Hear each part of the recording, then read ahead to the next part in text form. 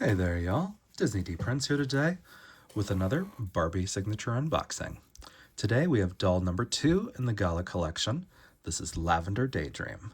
Now, I did wait to pick this one up until she was on clearance for the winter sale because I just wasn't in love with the dress, and she's a Generation Girl face sculpt. So I have whole bags full of Generation Girls. So I waited until she went down. I think she was about 2020, maybe, when I picked her up. Because I picked her up in the last round of sales. She was still available, and I think she might still be available on Mattel Creations. But she originally retailed for 50. She's got some big hoops. She's got some bangles, and she has got a very wide stole that is done in purple fur, and she is lavender. She is very pretty, but her dress comes off looking a little cheap compared to the other two that are in this collection, which is, I think, why she's stayed in stock the longest. But let's take a look at the rest of her box.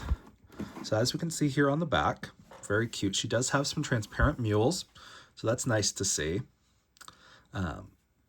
And her face is really pretty. This is another Angel Kent doll, but this one just feels a little not my cup of tea usually. But she's really pretty, and I did want to kind of complete this collection.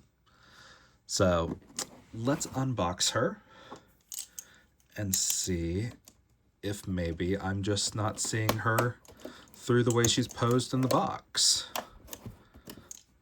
which sometimes is the case. Sometimes the doll is in the box and I go, ugh, why? And then I take her out and I go, oh, that's why. So just because she's not pretty in the box doesn't necessarily mean that she is not pretty when we take her out. So she is like you take her out of that dark box and the light really shines on this dress. It makes her very iridescent. So she's got a lot of that 90s flair coming out. So very cute. I am going to unbox her off camera because these have what looks like a lot of little staples that I'm going to have to hunt for. So I'll be right back with her out. So here she is outside of the box. And honestly, I see it more outside of the box. Like this gives ball gown from the knees down.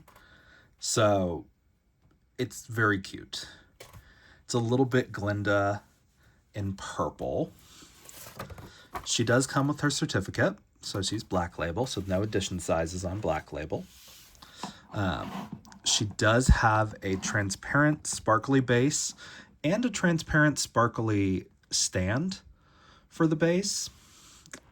And she does have a slight saddle stand, but it's not as pronounced of a stand as the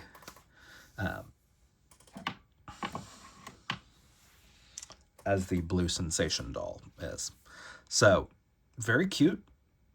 I'm here for it. I'm actually loving the way these feel. And this fabric is a lot softer than it looks.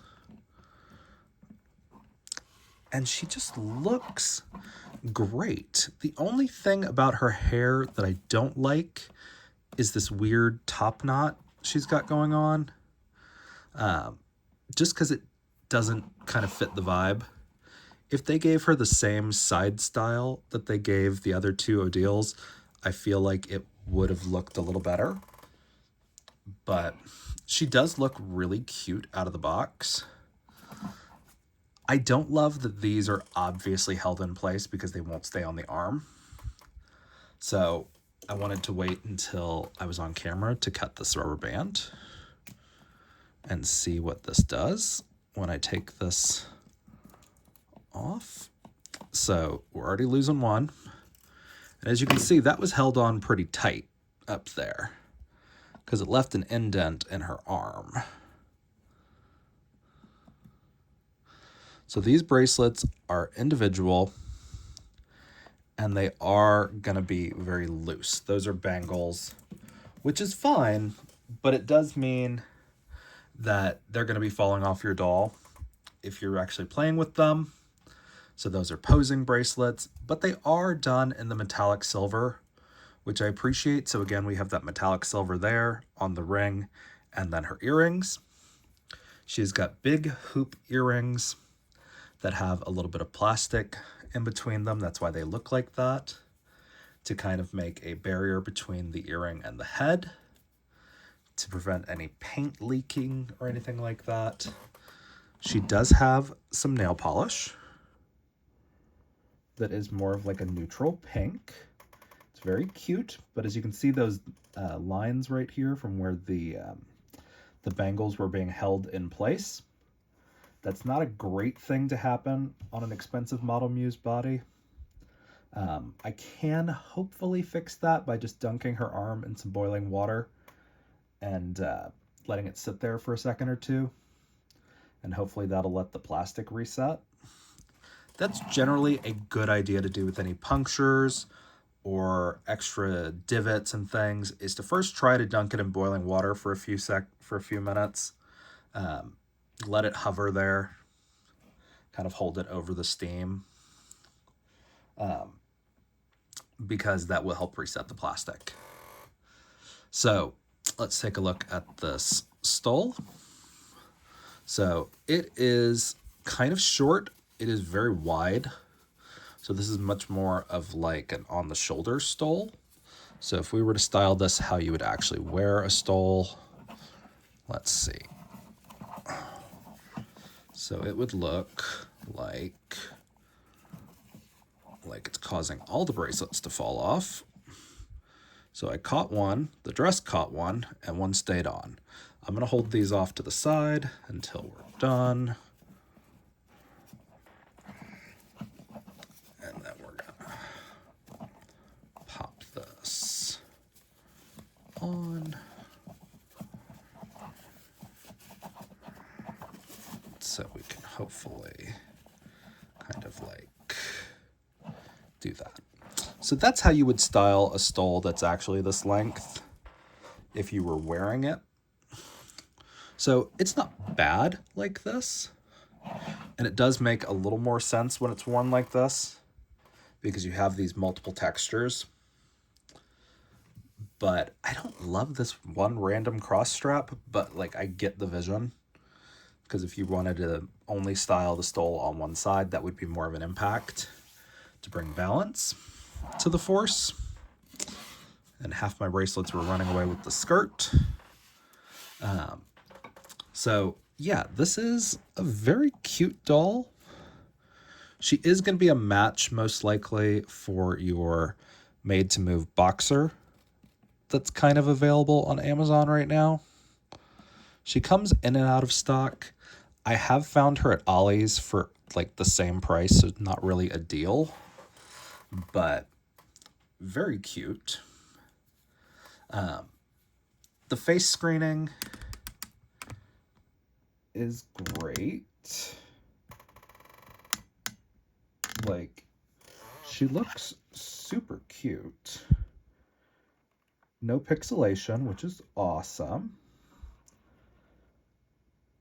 But yeah, anytime you have fur and hair, it's gonna get a little messy though. So just kind of be prepared to like adjust as needed.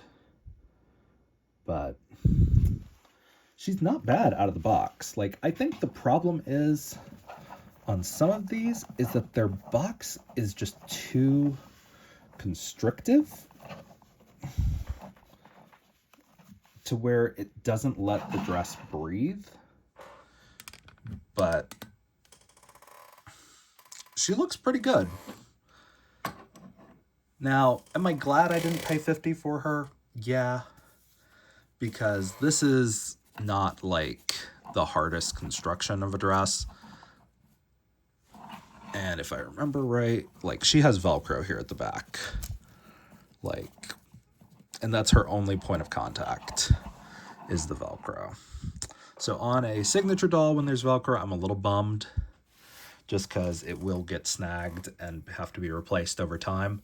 And on a material this delicate, taking that seam ripper to the Velcro is going to be really dangerous of just ripping that fabric.